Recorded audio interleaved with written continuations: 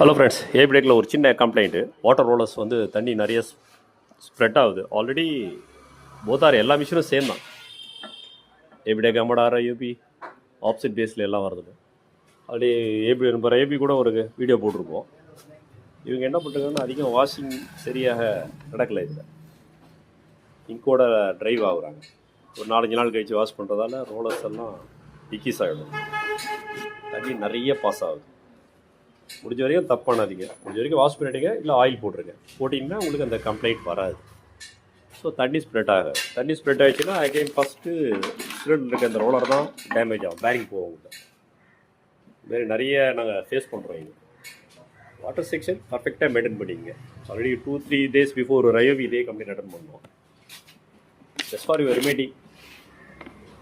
அதுக்குள்ள பேரிங் 6001 வரும், அதையும் செக் பண்ணிக்கோங்க. தென் வாஷிங் இல்லாததால் ரோலர்ஸ்லாம் அப்படி பஞ்சர் ஆகுது. என்ன ஆகுதுன்னு சொன்னால் ஸ்கம் ஸ்ப்ரெட்டிங் ஆகிட்டே இருக்கும். அதுக்கு எக்ஸ்ட்ரா கொஞ்சம் வாட்டர் நீங்கள் சப்ளை பண்ண முடியும். வாஷிங் மஸ்ட் மாற்றுங்க, பெஸ்ட்டாக இருக்கும்.